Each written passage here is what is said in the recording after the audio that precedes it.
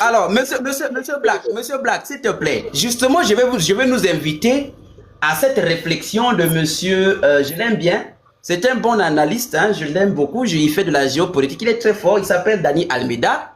Mais d'après Dani Almeida, il dit même que l'Algérie a joué un rôle très important pour obtenir la libération des 82 soldats maliens. L'Algérie, qui jusque-là était donc cet ennemi. Un instant. L'Algérie, on le sait, on connaît l'état des relations entre l'Algérie et le Mali. Alors, il y a quelques instants, on a entendu comment le Mali a rouvert notamment ses représentations diplomatiques à Alger et vice-versa. Et en même temps, on sait que l'Azawad travaille en étroite collaboration avec l'Algérie puisque les blessés de guerre de l'Azawad traversent à Tinzaouaten pour aller dans les régions sud, notamment de l'Algérie, pour se faire soigner, être armés, être équipés, etc.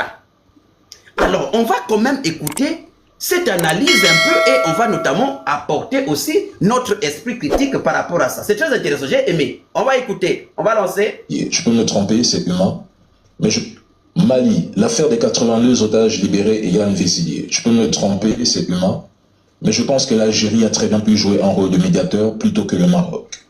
Petit rappel important. Yann Vézilier était également accusé par le gouvernement malien de collaboration avec le FLA. Les militaires maliens étaient entre les mains du JNIB FLA. Posons une question simple. Même si la France souhaitait la libération de Yann Vézilier en échange des 82 otages, quel pays de la région possède le poids, les relations et la capacité d'influence nécessaire pour agir auprès du FLA et de la France? Attends d'abord, mon frère, non mais franchement, Dani Almeida, tu es trop fort. Non, attends.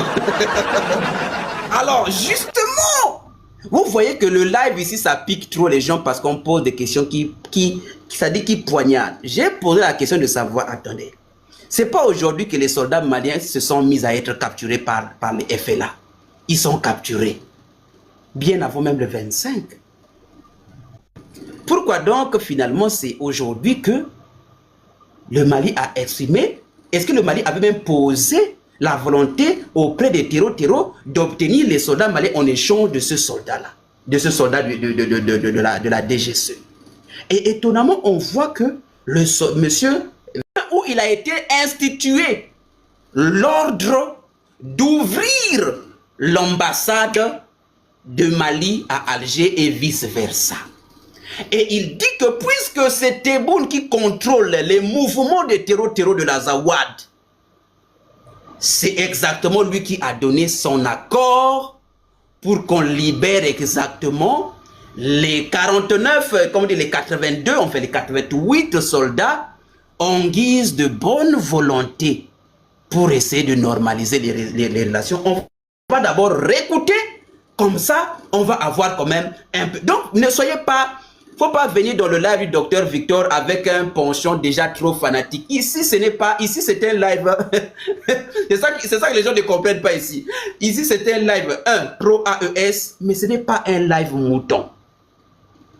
C'est un live pro AES, mais ce n'est pas un live mouton. Ici, on pose des questions qui fâchent, mais on soutient l'AES. C'est comme ça qu'on est ici. Donc, si vous n'avez pas le cadeau, ça, ce n'est pas un live recommandé pour les incultes. Ce n'est pas un live recommandé pour les asthmatiques. Ce n'est pas un live recommandé pour les fanatiques.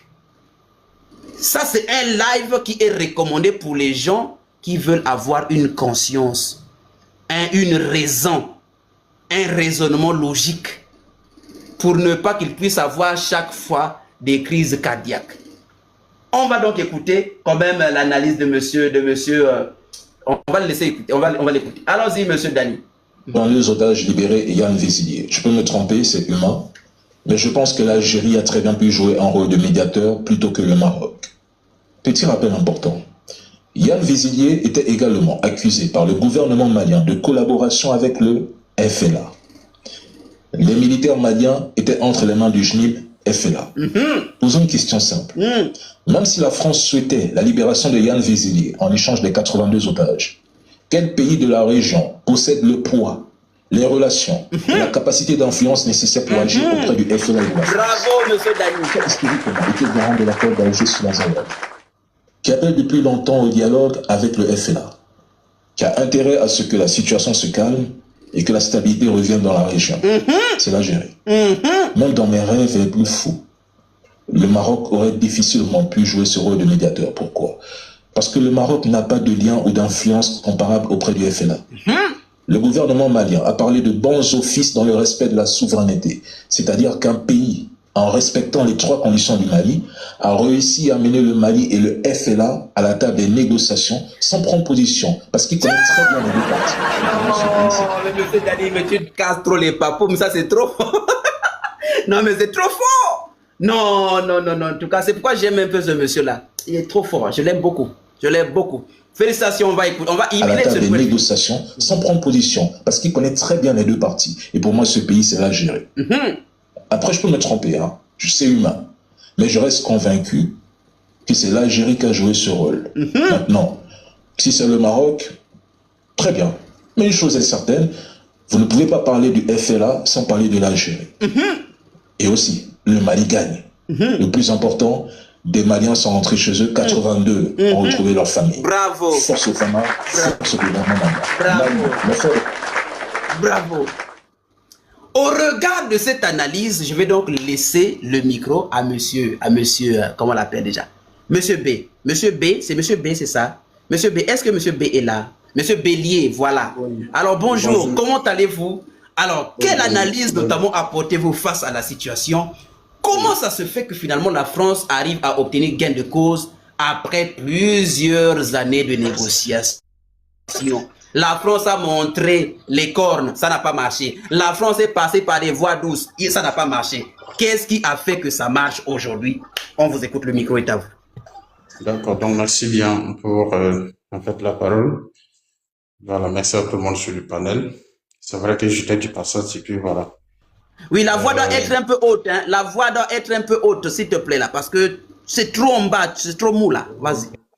D'accord, merci bien. En fait, j'ai dit que en fait, j'étais du passage et puis j'ai en fait capté les propos de Black, donc ça m'a motivé à monter sur le panel.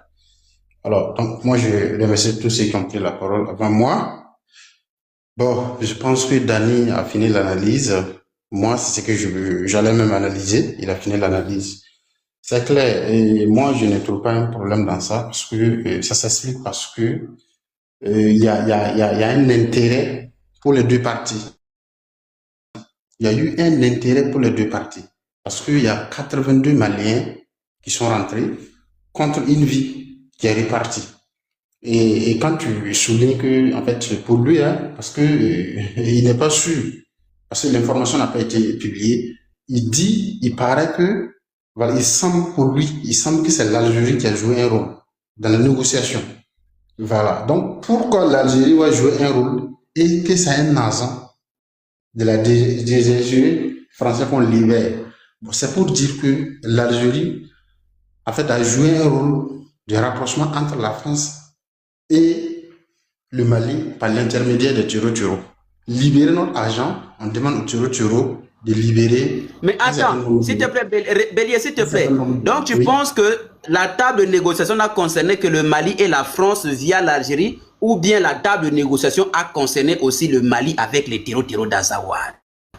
Non, moi je pense que la négociation concernait le Mali, l'Algérie et la France. Pourquoi? Pourquoi tu mets les Tiro à côté? Pourquoi tu les mets de côté? C'est eux qui détenaient, attends, c'est eux qui détenaient, les 82 soldats.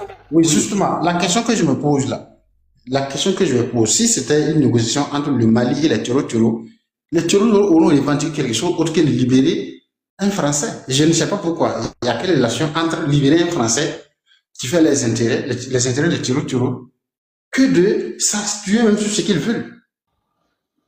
Oui, la question c'est là où, c'est ça. Oui, monsieur Bélier, oui, c'est là où justement tu as bien raison de poser cette question. Est-ce que finalement les terreaux aussi n'ont pas obtenu quelque chose d'autre que la libération de Vézilier qui a arrangé la France? Mais est-ce que les terreaux eux-mêmes n'ont pas obtenu quelque chose d'autre? Allez-y, on vous écoute. Non, mais ça c'est une bonne question. Mais si les terreaux avaient trucs obtenus autre que la libération de l'agent français. À la limite, ils devraient communiquer. Ils devraient communiquer. Parce que quand vous regardez dans les années antérieures, ce qui s'est passé en termes d'accord, une négociation entre ces terreaux et puis le Mali, le gouvernement malien à l'époque, avec les signatures des accords de l'Alger, mais tous les partis sont réunis et après la négociation, les cas communiquent. Bon, Mais moi, je pense que ici, attends, est-ce que, d'ailleurs même par rapport au communiqué, est-ce que l'État malien a mis directement en lien la libération de 82 soldats comme monnaie d'échange avec la libération de Yann Vézilier? non mais, quand vous prenez tous ceux qui raisonnent, tous ceux qui analysent la situation actuellement, le communiqué n'a pas dit ça, mais tout le monde fait le parallélisme. Quand vous prenez l'analyse de Daniel, ça a été fait. C'est le parallélisme que les gens ont fait. D'accord, la mais question donc qu'on tu se es d'accord? pose, c'est que si aujourd'hui on libère un agent, un espion français, et qu'on reçoit 82 soldats, c'est qu'il y a quelque chose qui s'est passé. Et Oui, lui, dans ses analyses, il a Bélier, dit, s'il te plaît, certainement, Bélier, s'il te plaît, donc tu es d'accord en fait que l'État malien ne met pas officiellement en lien la libération de 82 soldats avec la libération de Yann Vézilier. L'État n'a pas communiqué là-dessus. non. Ok. Donc si l'État n'a pas communiqué là-dessus, on va partir du principe que les deux événements n'ont pas grand-chose à voir officiellement bien. Je dis bien. Continue, allez-y. Non, on ne peut pas partir sur la base parce que toutes les analyses font le parallélisme des deux événements. Toutes les analyses. Quand vous prenez l'analyse de Dani, dans tous les parallèles que vous prenez, c'est le parallélisme que les gens font. Et vous-même, vous avez bien posé la question, pourquoi depuis, la France a tout, ils ont fait sortir les cornes, ils n'ont pas obtenu la libération de leurs espions, et que c'est maintenant qu'ils obtiennent la libération de leurs espions. La question est bien posée. Le Mali, c'est un pays. Tout le monde sait qu'ils sont en guerre. Aujourd'hui, le Mali peut se lever, libérer. Le cas qui s'est passé au Burkina ici, la libération, c'est le Maroc qui a négocié. Et ça a été, oui, ils ont libéré en contrepartie de beaucoup de choses, de beaucoup de milliards que les gars sont allés même dire. Donc, c'est pour dire qu'on ne peut pas libérer un espion gratuitement. Et si ça n'a pas été en contrepartie de l'argent, c'est que certainement on peut faire le parallélisme aujourd'hui avec la libération des 82 soldats. Et moi, je pense que le Mali a su jouer. Et dans les commentaires, j'ai vu quelqu'un qui dit que non, au fait, les Maliens n'ont même pas de valeur par rapport à un soldat, un espion français. Pour moi, c'est le contraire. Pour moi, c'est le contraire. Les gars, ils ont eu beaucoup de... Ils ont exigé, ils ont eu beaucoup de personnes, la liberté de beaucoup de personnes, que d'une seule personne. Et ça, c'est bien. Pour la vie des soldats, moi, je pense que le Mali doit tout faire. Si c'est pour libérer les soldats, il n'y a pas de problème. Il n'y a pas de problème dans ça. Voilà, donc c'est mon analyse. Hein. C'est mon analyse. Maintenant, toutes les spéculations sont normales. Tout le monde peut imaginer les différents scénarios possibles. Oui, maintenant, Monsieur Bélier, la question reste toujours. Qu'est-ce qui, d'après vous, peut justifier le fait que le Mali a statué juridiquement sur le sort de Yann Vézilier et n'a pas pu statuer sur le sort de ses autres co-accusés? Qu'est-ce qui peut justifier ça? Oui, merci bien pour la question. Moi, je pense que la question est simple. Voilà, parce que nous tous, on analyse, on regarde la situation. Ces gens sont des Maliens. Ceux qui ont été arrêtés dans le cadre de cette opération, la majeure personne des Maliens. Et lui, c'est un étranger.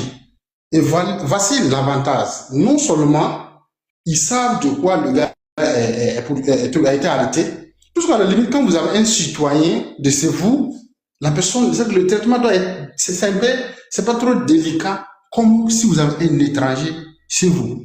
Au moins, si c'est vous, vous pouvez prendre toutes les latitudes, tous les temps que vous voulez. Étant donné que le Mali est un pays en guerre actuellement, la priorité n'est pas mise sur ça. Mais si c'est un étranger, il va falloir que vous puissiez dire à son pays, voici ce pourquoi nous on accuse votre citoyen. Le minimum, c'est ça. Et le Mali a toujours accusé la France. Et les accusations que le Mali a portées sur la France est très grave, même plus que l'espion. Tout le monde sait que l'espion, oui, il vient pour déstabiliser. Mais ce que le Mali a accusé à la France, c'est très grave. Donc aujourd'hui, moi, je trouve que c'est un deal vraiment gagnant-gagnant. Attendez. Si j'ai bien compris, monsieur Bélier, si j'ai bien compris, oui. En fait, la justice malienne s'est montrée expéditive, mais elle ne s'est pas montrée suffisamment expéditive parce que je rappelle quand même qu'il s'est écoulé un temps aussi très prononcé entre l'arrestation de Yann Vézilier avec son procès, avec le procès qui a sanctionné sans verdict. Il s'est passé un temps assez long. Et pourquoi donc il a été le seul à être jugé? Donc vous voulez dire que la justice malienne à ce moment devient comme une justice à deux vitesses qui accorde, qui se montre exemplaire pour ce qui est des étrangers et non exemplaire pour ce qui est de ses propres citoyens. C'est l'image que vous voulez donner. Je peux me tromper, c'est humain. Non. Mais je pense que l'Algérie a très bien pu jouer un rôle de médiateur. Oui, allez-y, allez-y. Non, sur cette base, moi je suis carrément d'accord. Et moi je suis d'accord avec la justice malienne.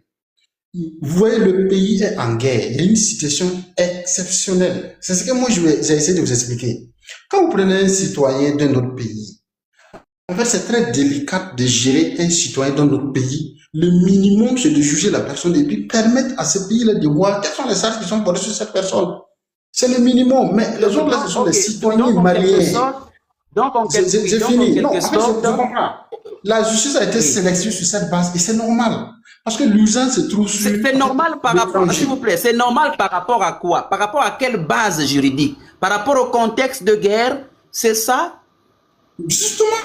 Par rapport à la potence de guerre, je prends un exemple terre. Quand vous prenez la Russie actuellement, vous savez que la Russie là, oui. quand actuellement en Russie, quand ils attrapent les mercenaires, ils ont même, je sais pas comment je vais appeler ça parce que je suis pas un juriste, mais eux-mêmes, c'est-à-dire qu'à la base quand ils prenaient les mercenaires sur le centre de bataille, en fait ça traînait, mais ils ont même statué directement pour les qualifier juridiquement pour dire que dès que nous on prend un truc là, c'est comme dès qu'on prend un citoyen ukrainien ou bien un citoyen d'autre pays sur le centre de bataille, les qualifications qu'on lui donne juridiquement, il va sa condamnation directement. Les trucs qu'on fait ça. Non, c'est pas ça, c'est pas ça.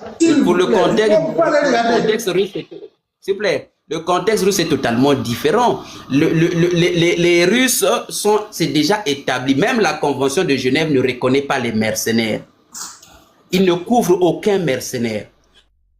La justice, la Convention de Genève reconnaît les droits d'un prisonnier de guerre, mais ne reconnaît pas les droits d'un mercenaire.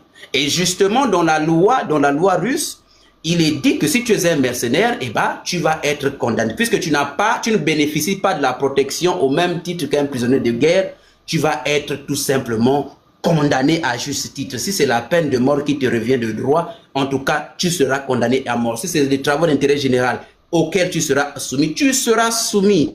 C'est totalement différent. C'est au cours de la guerre qu'ils ont pris ces règles. Monsieur Bélier, s'il vous plaît, la loi russe n'a pas de vide juridique, surtout que la Russie, c'est pas aujourd'hui qu'elle a connu la guerre. Il n'y a pas de vide juridique sur le traitement infligé aux mercenaires. Tout est déjà écrit depuis des années, tout est déjà dans le code pénal déjà. Pour ce qui est des mercenaires, le traitement à infliger à un mercenaire. Donc, je t'informe aussi que lorsqu'on attrape les mercenaires, on les voit dans les télévisions russes où ils sont jugés automatiquement.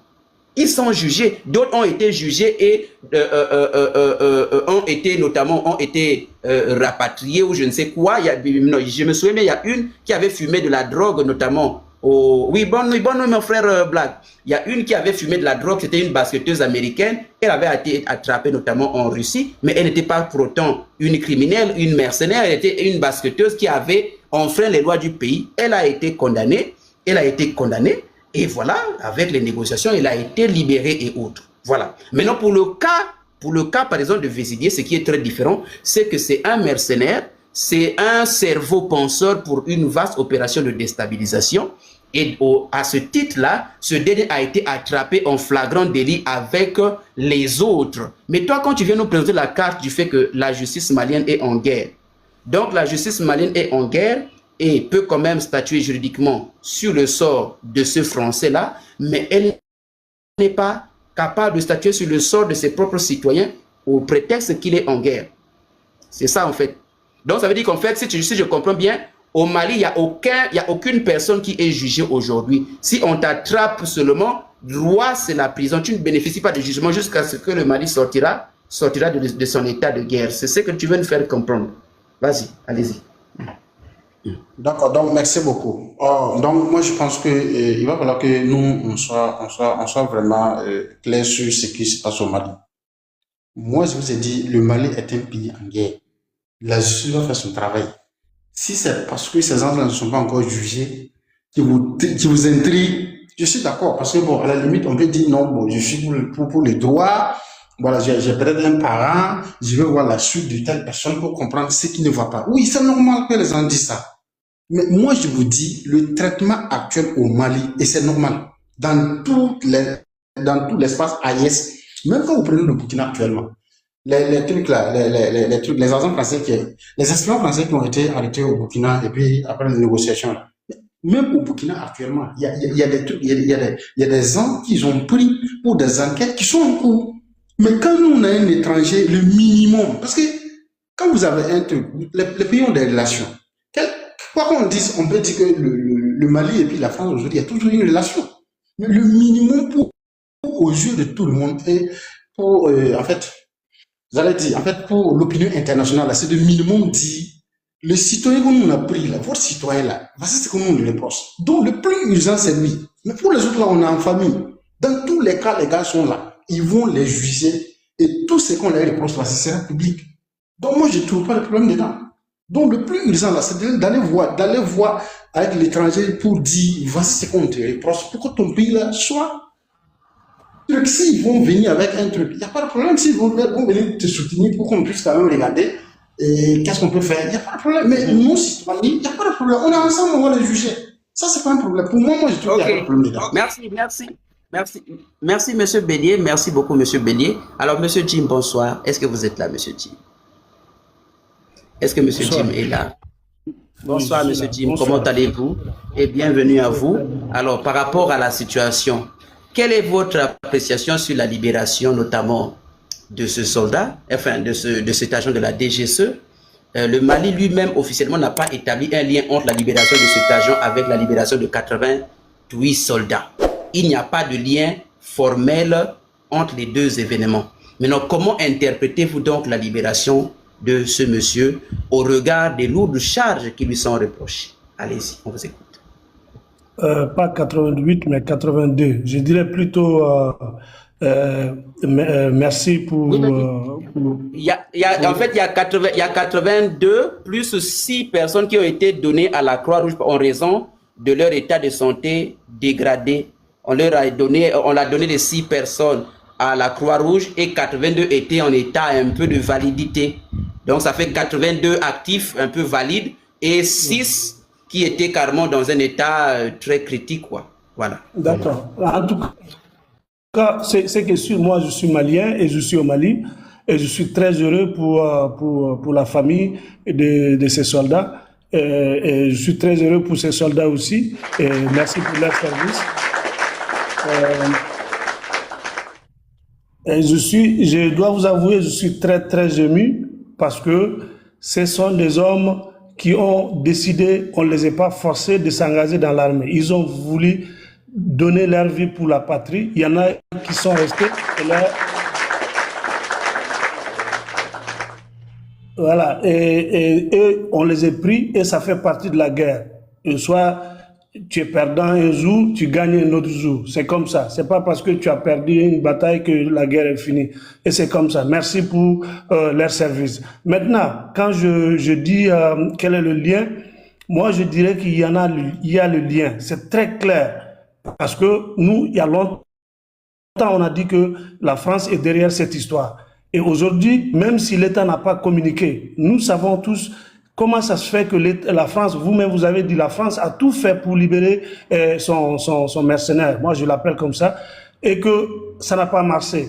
Et tout d'un coup, on libère nos soldats et leurs mercenaires aussi à retrouver la liberté. Donc, ça veut dire que c'est le maître lui-même qui est rentré en jeu, qui a dit à ces petits bandits qui sont au Sahel, qui dit bon, moi j'ai mon intérêt, je vais récupérer mon soldat et puis vous allez libérer et vous n'avez que à obéir à l'ordre que je vous donne. Donc c'est très clair pour moi. Aujourd'hui, le monde entier est témoin. Ceux qui passent leur temps à dire qu'on passe le temps à injurier la France, ou on passe le temps à accuser tout le monde, et nous, on ne dit pas les choses au hasard. Que la personne aime Assimi ou aime pas Assimi. Moi, je n'aime pas Assimi parce que c'est lui le Mali. Avant Assimi, il y a le Mali. Après lui, il y aura le Mali. Donc, nous sommes aujourd'hui témoins de notre jour aujourd'hui, et nos enfants, nos arrière-enfants viendront pour rencontrer l'histoire, ce qui s'est passé. Maintenant, ce qui est entre le secret d'État, nous tous on fait ici blablabla sur le réseau parce qu'on a envie de parler. Personne, je dis personne, a qui connaît exactement ce qui se passe entre les États. Les États, même le président, quand ils se rencontrent, quand ils sortent, ils font les communiqués, souvent c'est hors sujet. Ça n'a rien à voir ce qu'ils ont communiqué au public. Donc, soyons un peu humbles et raison gardée. Attendons d'abord parce que ça vient juste aujourd'hui et le réseau est explosé. Tout le monde se passe pour un connaisseur. Tout le monde passe, au lieu de dire un Malien aujourd'hui, au lieu de dire merci et merci pour le service de ceux qui ont donné leur vie et passent leur temps à injurier, à dire que non, et voilà, vous dites que vous ne négociez pas, et voilà, et les mêmes qui disaient qu'avant on passe notre temps à accuser tout le monde, à tourner le dos à tout le monde, et si aujourd'hui les mêmes encore qui reviennent, qui disent pourquoi vous avez négocié? Mais dans ces cas-là, il faut savoir ce qu'on veut dans la vie. L'État a des intérêts. Là où il y a nos intérêts, nous irons. Voilà, vous pouvez, je vois que vous voulez parler. Voilà, vas-y. Merci beaucoup, monsieur Jim. Mais la question reste donc toujours persistante. Qu'est-ce qui fait que monsieur Yann ait été jugé? Je dis bien jugé. La libération, ça c'est autre chose. Ça fait partie des attributions du président de la République de bénéficier de sa largesse, d'avoir un droit de grâce. Mais qu'est-ce qui fait que notamment les autres instigateurs du coup d'État ne soient pas jugés, mais que M. Yann ait été lui seul, le seul à bénéficier notamment de son procès, et par la suite on a vu qu'il a été libéré par grâce présidentielle. Est-ce que finalement le procès, les 20 ans qui ont été prononcés contre Yann Vézilier, est-ce que ce n'était pas plutôt une mascarade judiciaire pour ensuite, sachant qu'ils allaient finir par le libérer quelques mois juste après? Est-ce qu'on est en face d'un cas de mascarade? Et qu'est-ce qui notamment peut faire que ces autres co-accusés sont toujours dans les geôles de prison du Mali aujourd'hui?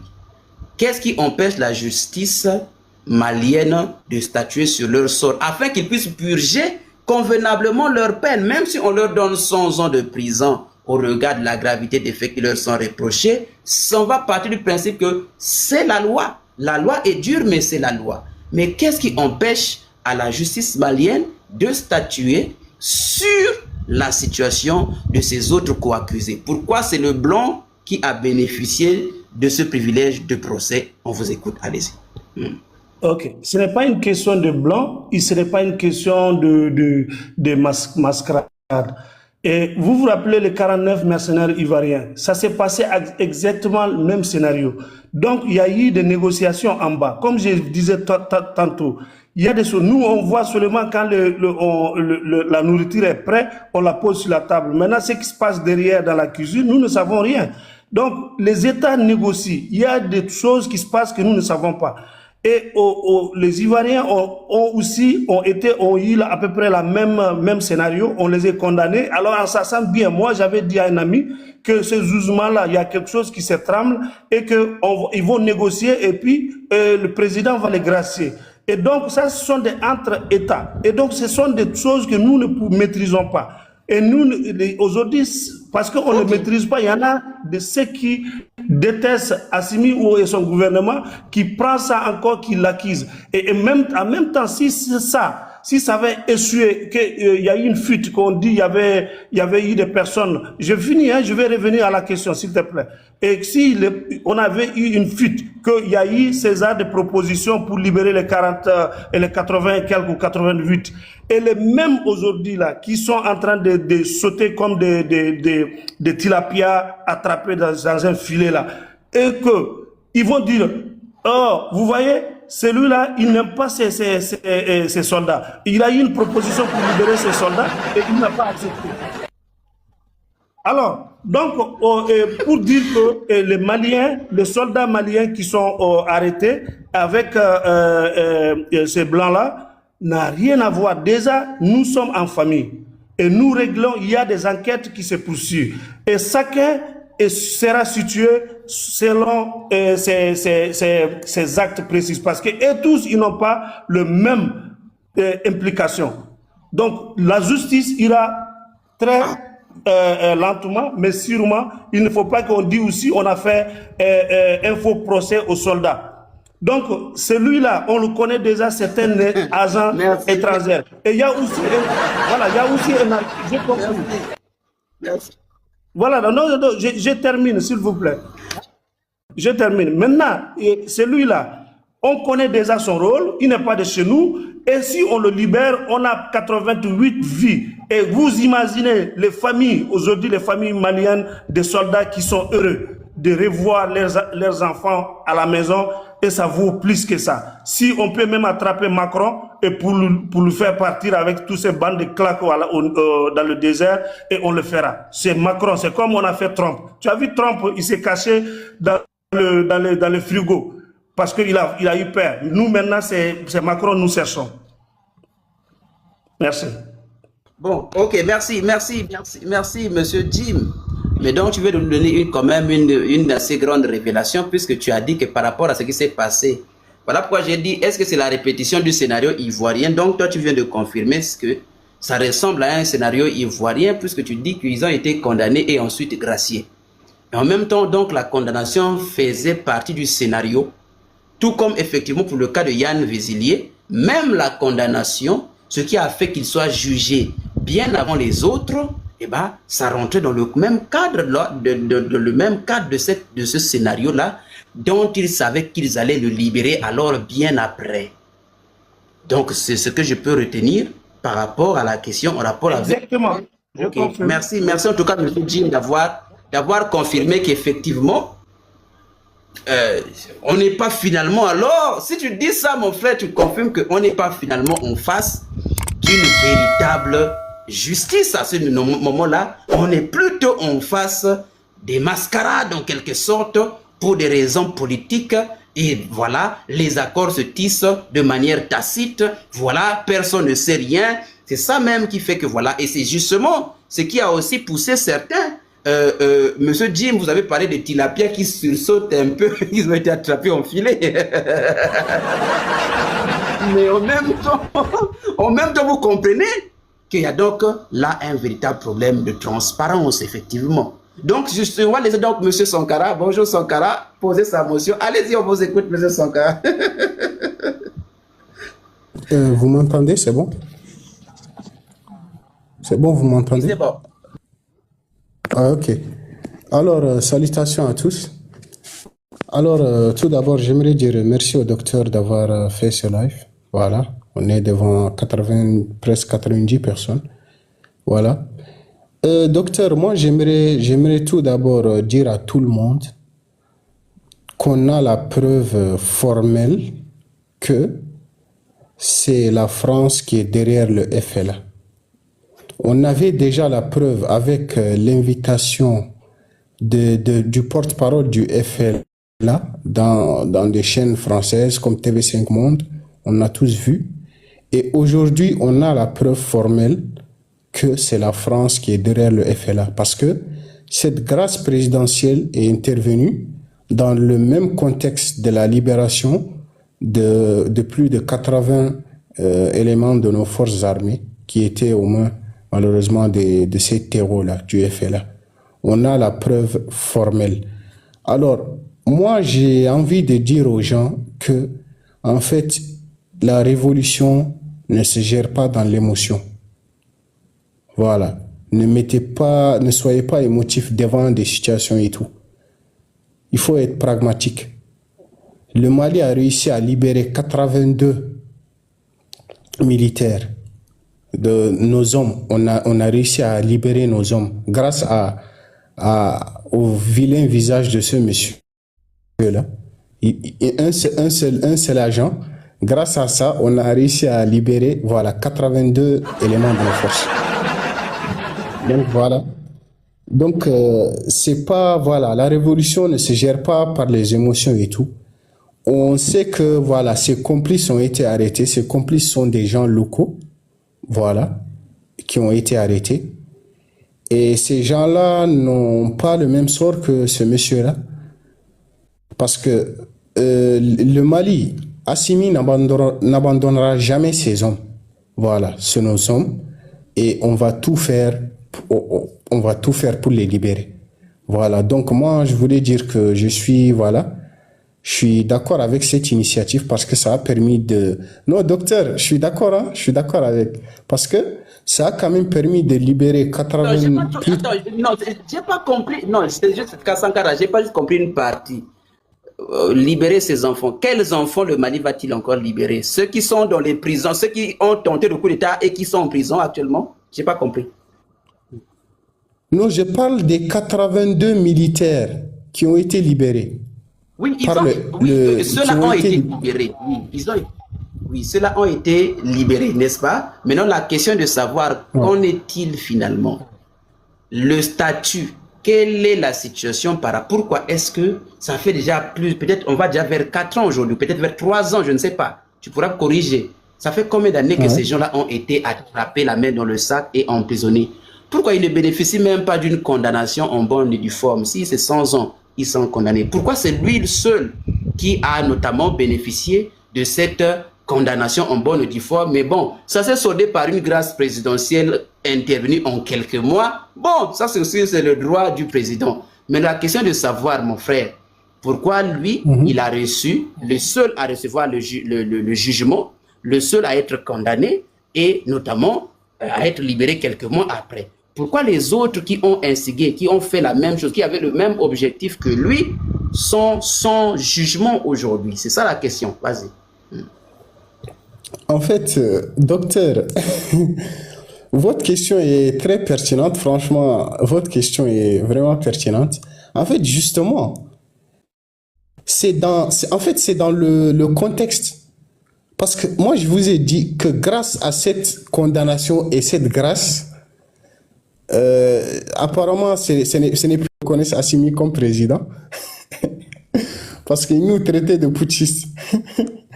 Donc, justement, docteur, en fait, c'est dans cet élan-là, voilà pourquoi il a été condamné. Et condamné d'abord et tout, pour préparer le terrain, parce que ensuite il a été gracié pour la libération de nos éléments. C'est dans ce contexte. Maintenant, Maintenant, docteur, je sais que c'est un peu délicat. Docteur. Donc, attendez. C'est un peu délicat, docteur. Sangara, moi, je vais te donner la bonne réponse, docteur, bientôt. Docteur, je vais te donner la bonne réponse. Non, attends, Traoré. Ben va y répondre. Attends, docteur, c'est un peu délicat. Donc, on va... je vois, docteur, je vois ce que vous voulez dire, mais... Voilà.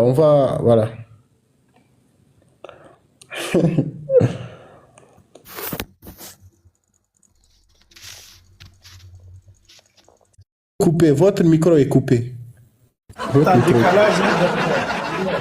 Ok. Non, je disais tonton, ok. Sankara, je comprends ton honnêteté, mais tu peux seulement dire, docteur, franchement, je sais qu'il y a quelque chose qui ne va pas, mais vraiment, comprends seulement, mais je sais que là, il y a un problème. C'est en fait devant cette réalité que tu te parles. Parce que quand si tu dis que c'était un terrain préparé, donc tu nous fais comprendre que la condamnation de Vézilier était donc un stratagème, un terrain préparé. Ça pose déjà un problème sur la justice, la fébrilité de la justice malienne qui, visiblement, si c'est un coup préparé, qui est donc inféodé à l'État ou à l'exécutif malien. Ça pose donc un grand problème, mon frère.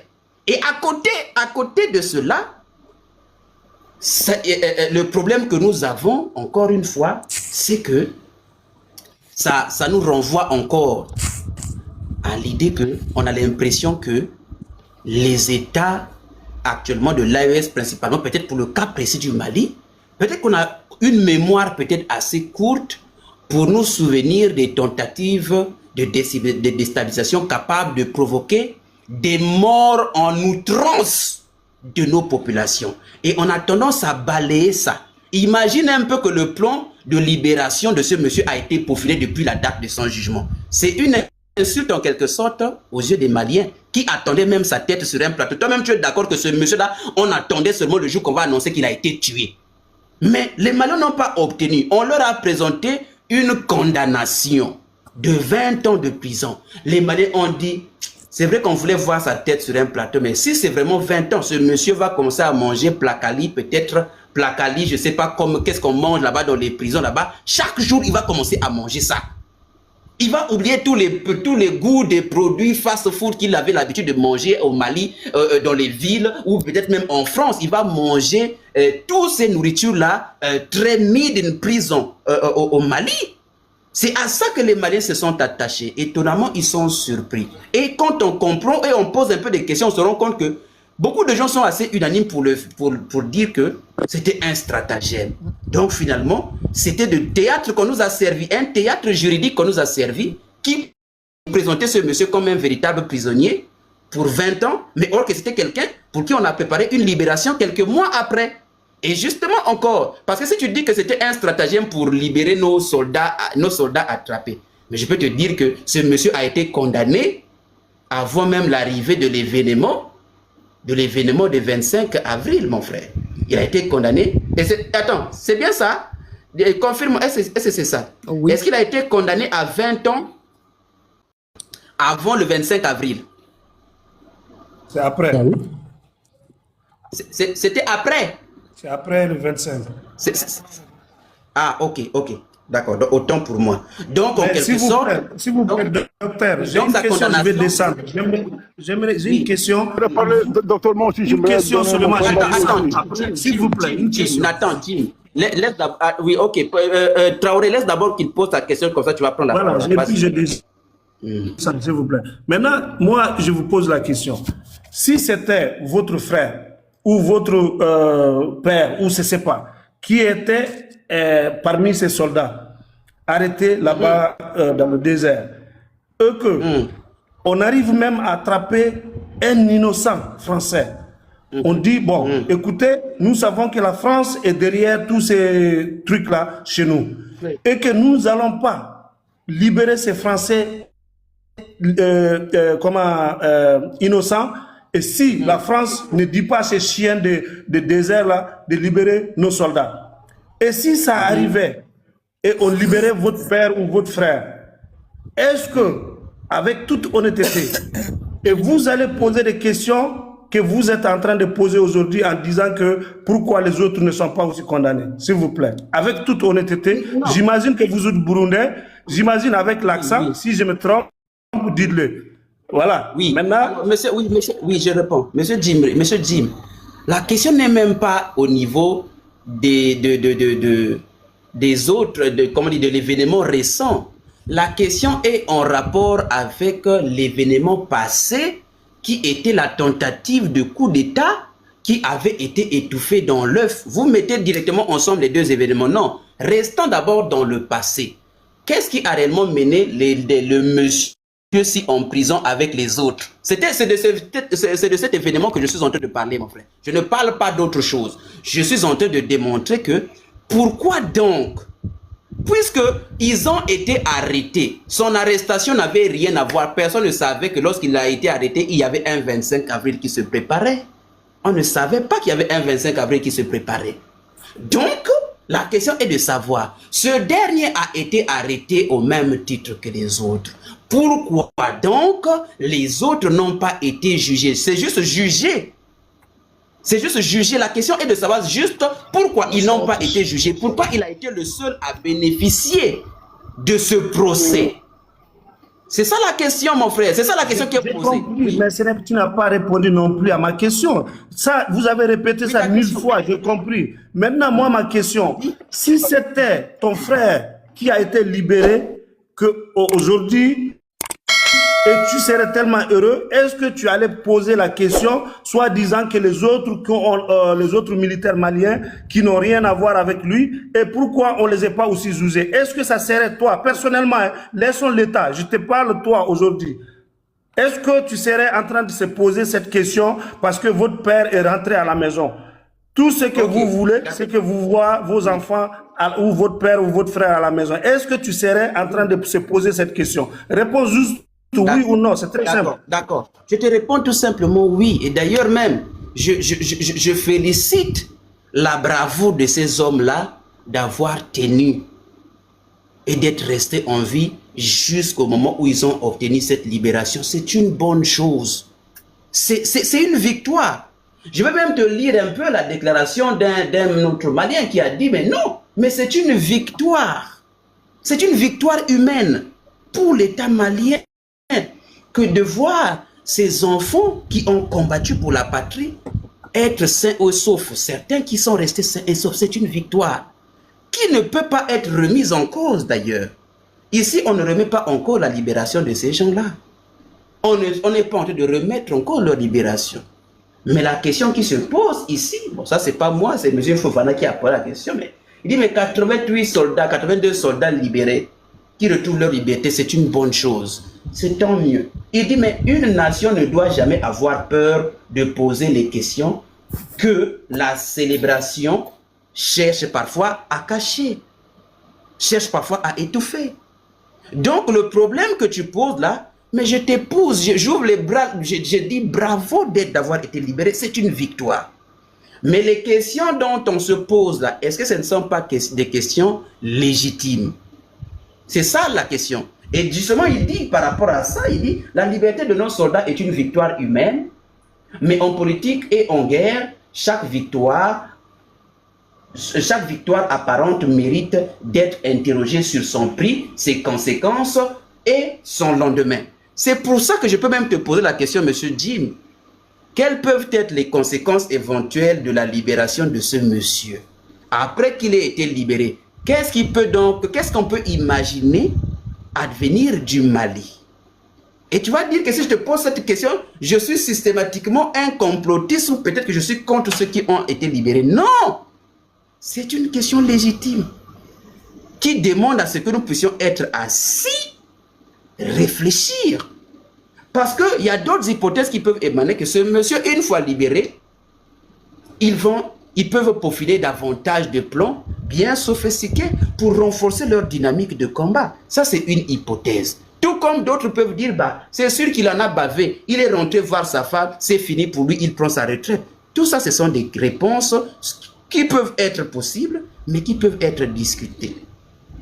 Donc ici, c'est un panel qui nous pousse, qui nous encourage dans le soutien de l'AES, mais qui nous pousse à être objectif, à être scientifique en même temps. C'est pas vraiment un live qui est trop, hein? C'est pas vraiment un live comme ça ici. C'est un live qui nous pousse à réfléchir. Mais je vous assure que vous êtes dans des bons panels, c'est un panel pro-AES, mais qui pose des questions. C'est un peu comme Ibrahim Traoré. Moi, j'ai compris. Je sais que moi, je ne suis pas en train de vous accuser. Je ne suis pas en train de vous accuser. C'est juste dit que, voilà. Non, Jim, c'est pas toi. C'est pas toi. C'est la position de beaucoup de gens. Tu n'as pas vu même dans les commentaires. Je les laisse même écrire. Je ne vais même pas les bloquer. Et qu'ils continuent d'écrire parce qu'ils ne comprennent pas qu'il faut être objectif dans la vie. Il ne faut pas être comme un mouton qu'on traîne par la laisse. Ce n'est pas possible. Il faut soutenir une cause tout en étant objectif. Ça te permet en même temps de rectifier le tir si ça ne va pas. C'est pas toi, c'est même pas adressé à toi. Il y a beaucoup de gens qui pensent effectivement que c'est un acharnement. Non, ce sont des questions qui sont légitimes, que les Maliens pensent, que tout le monde pense. Non, mais justement. Mais voilà. Donc, faut pas penser. Justement, docteur, justement, en fait, une révolution ne se gère pas dans l'émotion, en fait. C'est ce que j'ai dit au début. C'est ça, en fait. Mais il faut quand même être pragmatique. Moi, je suis d'accord avec la libération de ce monsieur contre 82 de nos soldats, en fait. Mais oui, mais là, je suis d'accord avec vous. Il faut qu'on renforce notre sécurité parce que, en fait, ces gars-là, en fait, ils ne vont pas lâcher. Et nous aussi, on ne va pas lâcher. Voilà. Docteur, moi je vais te donner... Yann Vézilier était également accusé par le gouvernement malien de collaboration. S'il te plaît, Sankara, merci en tout cas. On va laisser d'abord Traoré parler. Sankara, en tout cas, mais effectivement, tu comprends exactement l'esprit du panel. C'est ça l'esprit du panel. Parce qu'on pose des questions. C'est une bonne chose qu'ils aient été libérés. Qu'est-ce qui va donc advenir après? Poser cette question ne fait pas de toi un anti-AES ou bien un contre-malien. C'est trop bête de réfléchir comme ce que les autres font là. Je regrette pour eux, mais j'espère qu'ils vont notamment rester sur le live parce que je vois, il y a un certain monsieur Boubkoudj, il ne faut pas le bloquer, hein, Sankara. C'est incroyable, depuis il est dans le panel. En fait, il est très en colère, mais en même temps, il se délecte de nous écouter. Est-ce que vous comprenez? Il est très en colère parce qu'il pense que c'est un live qui est contre le Mali. Mais en même temps, il a du mal à partir. Parce qu'au fond de lui, ça lui plaît les questions qui sont posées. Même s'il a du mal à les accepter. Ça ressemble exactement à la théorie des cavernes. On va donc laisser la parole à M. Traoré. Monsieur Christian. Merci, docteur. Monsieur Traoré, bonjour. Allez-y, on vous écoute. Oui, bonjour. En fait, docteur, peut-être il ne connaît pas ton panel, peut-être voilà, il ne sait pas. Mais ce que moi je veux dire, très très important, et puis très très honnêtement, vraiment, je suis très très content de Assimi Goïta, de sa gestion du pays. Je vous le jure, je suis très très fier. De deux, tu sais que les politiciens, ils ont libéré les Français à contre-chance de terreau au Mali. Ça c'est plus... Qui a parlé de ça? Qui? Les politiciens, ils ont libéré un Français contrepartie. Et non, parce que les Français étaient pris vers les terreaux. Les terreaux qui étaient en prison du Mali, ils ont fait un échange contre les Français. Est-ce qu'ils ont parlé de ça? C'était pas soldat malien, hein? C'était pas militaire malien qui était en otage, hein? C'était un Français qui était en otage. Ils ont fait un échange contre le terreau. Le gouvernement soi-disant démocratique. On n'a pas vu les gens parler de ça, hein? Jamais de la vie. Et les deux apatrides qu'ils ont comploté avec ces messieurs-là, et ils n'ont pas droit de jugement chez nous au Mali. Ils n'ont pas droit de jugement. Voilà, ils n'ont pas droit. Lui, par contre, il a droit de jugement même le jour même qu'on a attrapé, on devait le juger le même jour parce qu'on ne doit pas le nourrir trop longtemps. Est-ce que vous avez compris, les gens? On dit, pour que les vivants doivent être respectés, il faut taper les morts. Pour que ça c'est une impression chez nous. Est-ce que mon mot est clair? Lui, il était jugé au l'intérêt du pays. C'était au l'intérêt du pays.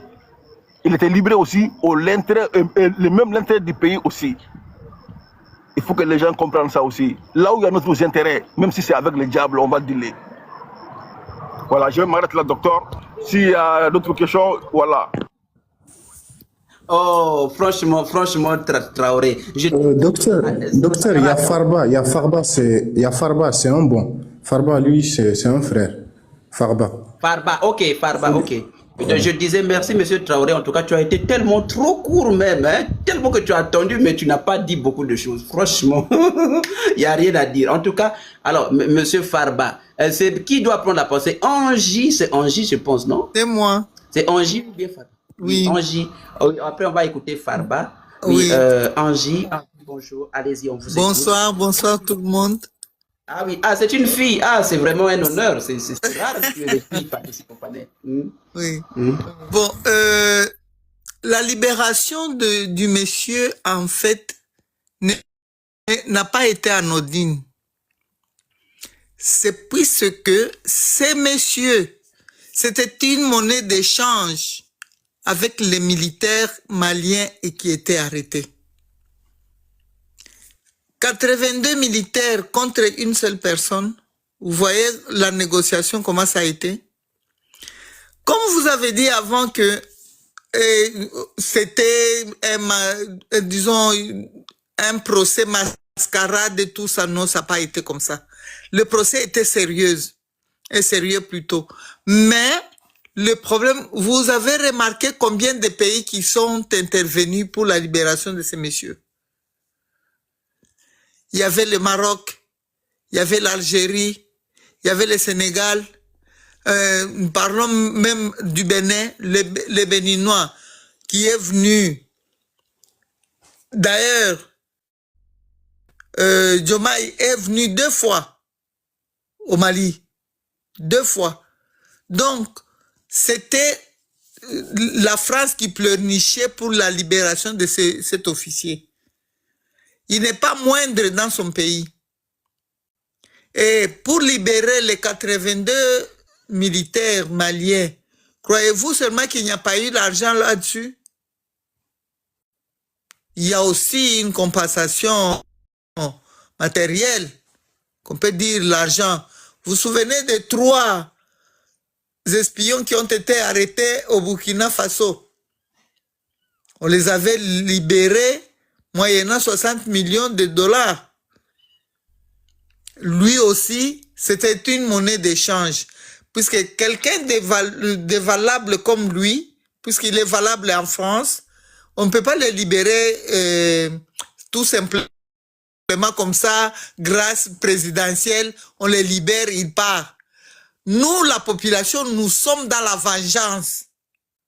Mais la politique n'utilise pas la vengeance pour le fonctionnement d'un État. La population malienne doit enlever la vengeance qui est, disons, la vengeance qu'ils avaient dans la tête que, comme on l'a arrêté, il devait faire les 20 ans qu'on avait arrêté pour lui. Oui, il devait faire les 20 ans.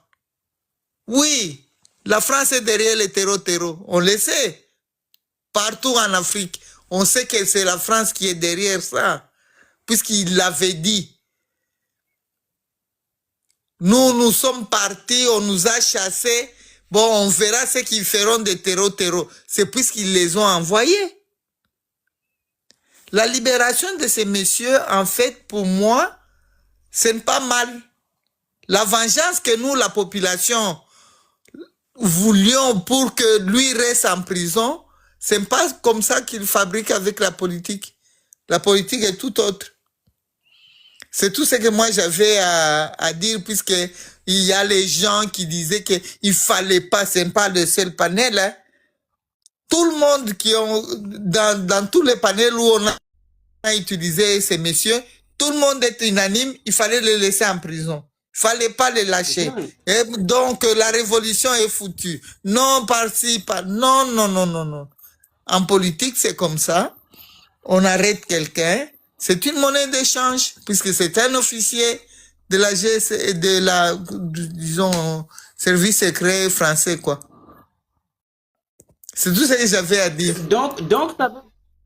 Oui, mais donc Madame Angie, donc en quelque sorte, Oui. les déstabilisateurs peuvent donc continuer, tout en sachant qu'ils peuvent être toutefois utilisés comme des monnaies d'échange. Alors, Non. Ils ne viendront plus. Si Assimi l'a libéré, ce n'est pas Assimi qui les voulait. Ce n'est pas Assimi qui les voulait. mais si les interventions d'autres pays ont joué le rôle aussi. Ce sont des pays africains qui ont joué ce rôle-là.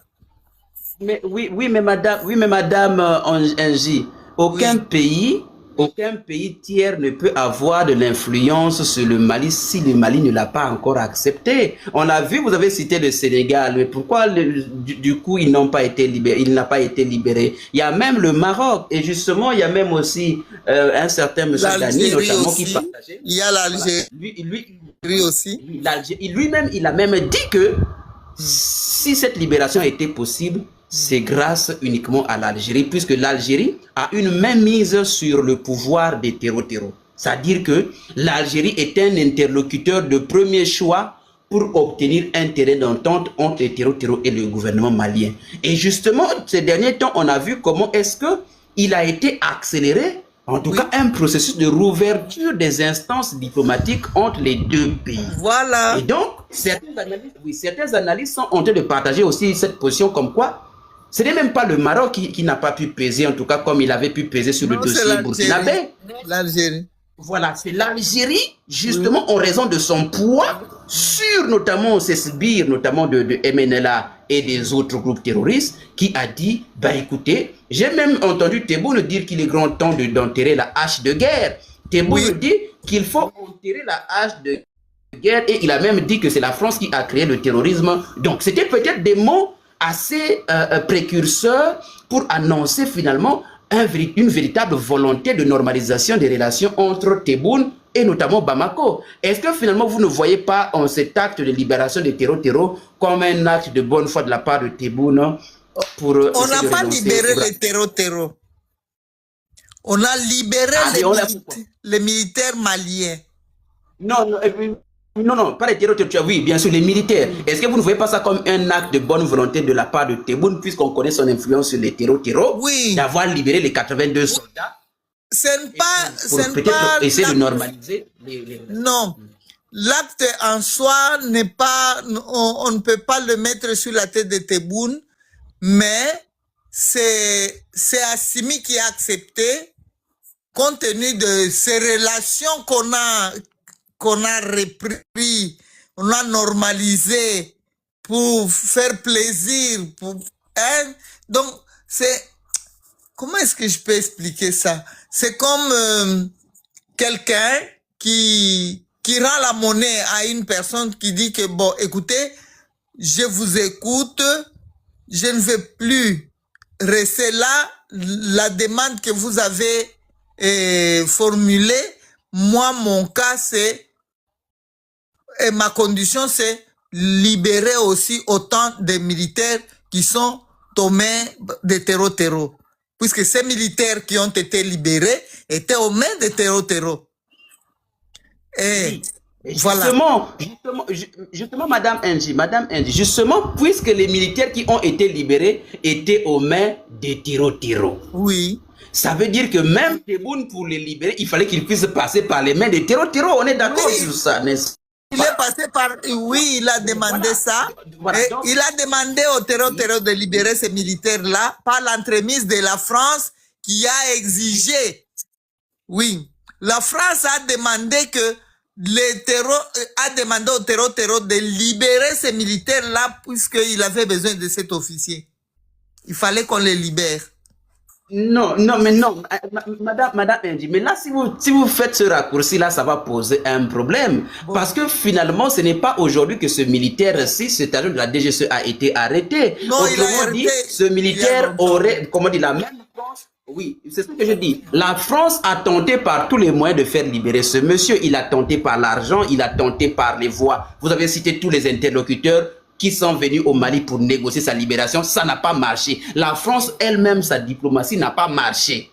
Donc à ce moment-là, vous comprenez qu'il n'y avait aucun moyen utilisé par la France qui pouvait conduire à sa libération. Si on a obtenu sa libération aujourd'hui, ce n'est pas par une injonction de la France sur les terreaux, c'est plutôt par apparemment une immixtion d'un acteur très inhabituel, parmi lesquels notamment l'Algérie. L'Algérie, on connaît l'état de relations. Voilà, on connaît l'état de relations entre le Mali et l'Algérie aujourd'hui qui essaie de se normaliser, mais on connaît comment est-ce qu'ils se lancent des lance-pierres. Il y a un qui a abattu le drone de l'autre, des insultes au niveau des Nations Unies et autres. Vous comprenez que les relations étaient tellement tendues au regard de la position de M. Tebboune sur le soutien au terrorisme. Mais si vous faites exactement le lien que c'est Tebboune qui a donné finalement injonction, la France, elle, à ce niveau-là, ne pouvait que jouer que comme spectateur. Elle pouvait peut-être essayer de travailler avec Tebboune pour dire, s'il te plaît, dis à cette figure-là. Docteur. C'est ce que je dis. Donc, la France, oui. Docteur. comment est-ce que l'Algérie pourra demander au terreau de libérer les militaires maliens puisque la personne qu'il voulait qu'on libère ne l'appartient pas? Oui, mais puisque... Oui, Moi, mais je vais vous donner un exemple. Oui. Il y a mon enfant qui est chez vous. Et vous dites, si je ne paye pas votre dette, je ne verrai pas mon enfant. Ça va, on ne s'entend pas. Mais je passe derrière. Je vais voir votre oncle. Et je demande à votre oncle que faites par tous les moyens pour que le docteur libère ma fille ou mon fils. Vous écoutez votre oncle. Alors, vous posez des conditions à votre oncle. Vous dites, pour libérer son fils, il faudrait que Angie fasse ça. Puisque moi, je m'entends très bien avec votre oncle. Lui, c'est votre oncle. Vous ne pouvez pas refuser sa demande. C'est ça le cas qui s'est passé. L'Algérie a joué tout simplement le rôle de médiateur. Mais justement, pourquoi il devient médiateur à ce niveau-là? Parce qu'il s'entretient très bien avec les terreaux. C'est ça que je veux vous faire comprendre. Pourquoi il devient médiateur? Parce qu'il est très respecté. Si vous me prenez l'exemple de l'oncle, si je suis l'oncle, effectivement. Oui. Si je suis très bien écouté par celui qui détient votre fille, oui, c'est normal que, justement, je puisse peser sur les négociations de libération de votre fille. C'est la même chose pour le cas de l'Algérie. L'Algérie est un acteur de poids, d'influence sur les terreaux. Oui, il n'est pas innocent non plus. Il est un acteur majeur. Oui, c'est vrai. Et d'ailleurs, justement, je vous rappelle, c'est une base arrière de ces terreaux. Très bien. Ben justement, c'est à ce niveau-là que je voulais vous amener. Et je vous rappelle que l'Algérie a été le garant de l'accord d'Alger. C'est l'Algérie qui a été. Donc, c'est quelqu'un, un interlocuteur de choix entre les terreaux et le gouvernement malien. Et il faut dire que s'il y a eu libération des 82 soldats maliens, et étonnamment, le Mali, et ce n'est pas officiel, hein, ce sont les analyses, puisque c'est trop flagrant. Bon, le Mali n'a pas communiqué officiellement, mais c'est tellement flagrant que vous ne pouvez pas trop nier. On sait très bien que la libération de ces 82 soldats est liée à la libération de ce libération de mais la question est de savoir. Oui. Très bien. Est-ce que finalement, les terreaux n'ont pas obtenu autre chose que la libération de ces terreaux, de cet autre terreau-là? Est-ce qu'il n'y a pas autre chose qu'ils auraient pu négocier et obtenir? Comme par exemple une trêve, par exemple. Une trêve, par exemple. La trêve, oui, c'est fort possible puisque quand il y a guerre, il y a toujours des négociations. Vous voyez l'Iran et les États-Unis. Il y a toujours aujourd'hui, bon, c'est le fait. Demain, oh, on a violé. Bon, le problème, moi, je ne crois pas que... Enfin, peut-être je peux me tromper. Je ne crois pas qu'Assimi ait fait des concessions. Très bien. En tout cas, c'est une très belle observation, oui. On espère qu'il n'a pas fait des concessions. Mais si déjà il a peut-être obtenu, par exemple, parce que c'est quand même assez. Parce que même si je suis inféodé à mon oncle l'Algérie, l'Algérie vient me dire, bah écoute, s'il te plaît, libère. Mais en même temps, j'ai aussi des intérêts à défendre. Certainement que les Azawadiens aussi ont donné leurs revendications à Tebboune. Et peut-être qu'un terrain finalement d'entente a été trouvé. On ne sait pas lequel. Peut-être par exemple une trêve. Faire peut-être une sécession, comment dire, une sécession d'hostilité pendant peut-être une certaine période. Peut-être que ce n'est pas uniquement la libération de ce monsieur qui a été obtenue. Donc effectivement, nous restons dans le cas des hypothèses. Mais en tout cas, votre analyse est tout à fait plausible. Voilà. Donc, allez-y, je vous laisse chuter, madame. Moi, je voulais savoir... Attends, Angie.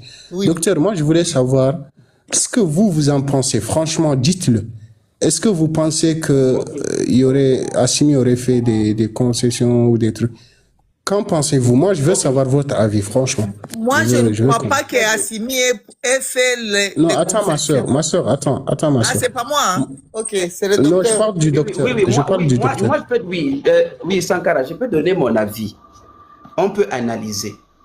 On est tout à fait d'accord qu'il y a eu une table de négociation entre l'État malien via un émissaire, via un facilitateur qui est l'Algérie. En tout cas, l'Algérie semble être celui qui a catalysé parce que la France a tenté par tous les moyens. Il est passé par le Maroc, le Sénégal, tous ceux qui ont défilé là, la France n'a pas pu peser sur la décision malienne.